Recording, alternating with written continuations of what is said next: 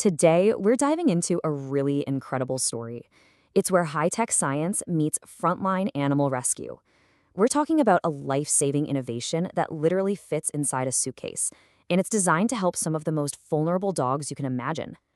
You know, when we hear about dogs being rescued from fighting rings, we all breathe a sigh of relief. We think, okay, the danger's over.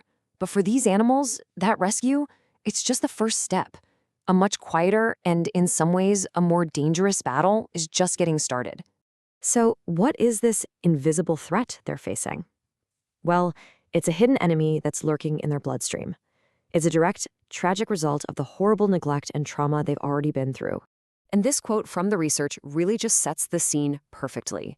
These dogs have been denied the most basic care, which turns them into walking reservoirs for disease.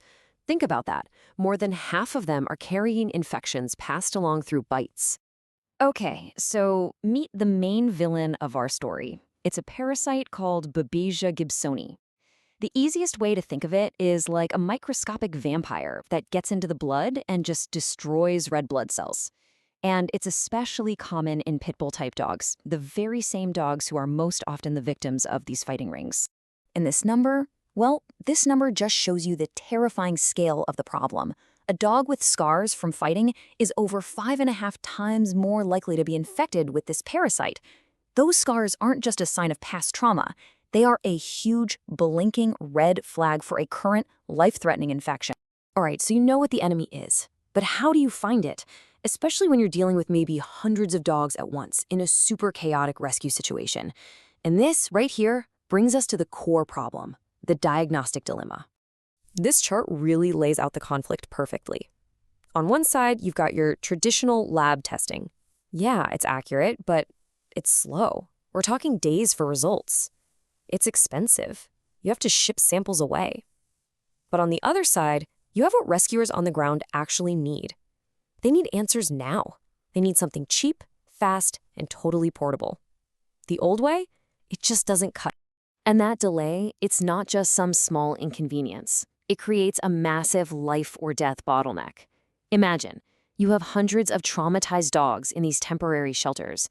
You can't start treatment, you can't find them new homes, until you know who's sick and who isn't. The clock is ticking, big time. But what if you could flip the script? What if, instead of sending the samples to the lab, you could bring the lab to the dogs? This is where our hero finally enters the story, an incredible piece of tech that is essentially a laboratory in a suitcase.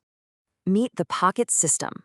Look at this. It's portable, it gives you results in under 2 hours, not days, hours, and it costs about 1/3 of what the standard lab tests cost. This isn't just a small improvement. For rescue operations in the field, this is a total game changer. So, how does this magic box actually work? Well, the science is called insulated isothermal PCR, but honestly, the best way to think of it is as a DNA photocopier. It's brilliant.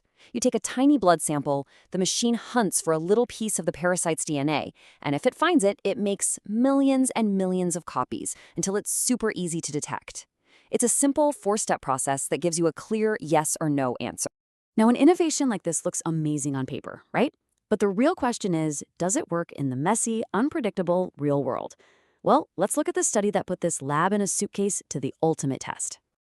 The evaluation we're looking at was published in the Journal of Veterinary Internal Medicine, which is a really well-respected publication. The researchers wanted to know one thing. Was this new, fast test accurate enough to be trusted when the stakes are this high? So here was the setup. They took blood samples from 233 dogs rescued from an actual multi-state dog-fighting raid. So this is the exact population that needs this technology the most. They ran all the samples through the Pocket System, and then they compared those results against the absolute best, most accurate gold standard tests available. All right, this is the moment of truth. Was the new, faster, cheaper test actually good enough to replace the old, slow, and expensive one? Let's see. Okay, first, let's talk about something called specificity. The test was 99% specific. Now, what on earth does that mean? It means it almost never gives you a false positive. Think of it like a smoke detector that almost never goes off just because you're cooking toast. If this test says a dog is infected, you can be incredibly confident that it's a true infection. Now for the other side of the coin, sensitivity. That came in at 90%. This number tells us how well the test detects a real infection. So, sticking with our smoke detector analogy, this means it successfully detects 9 out of every 10 real fires. It might miss one every now and then, but it's going to catch the vast majority. And this chart really helps you visualize what that 90% sensitivity actually looks like. So, out of 79 dogs that they knew for sure were infected, the Pocket system correctly identified 71 of them. Now, it did miss 8, and that's the trade-off we really need to think about. So, what do these numbers actually mean in the real world for the rescuers and the dogs? Well, this brings us to the whole point of the story. This is a practical revolution in animal rescue. And this is the million-dollar question, isn't it? In a perfect world, sure, you want a test that's 100% accurate 100% of the time. But in the chaos of a massive animal rescue, is a 90% solution that you can use right now better than a perfect solution that you have to wait days to get? And the answer from the people on the front lines is a resounding yes. It's not about perfection, it's all about impact.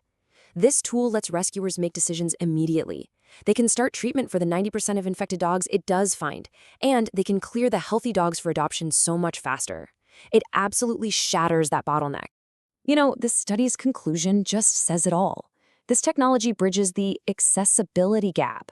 It makes testing so much easier and cheaper that it encourages shelters to actually invest in diagnosing and treating these dogs, instead of being forced into making impossible choices because of time and money. And that really leaves us with a final thought to chew on.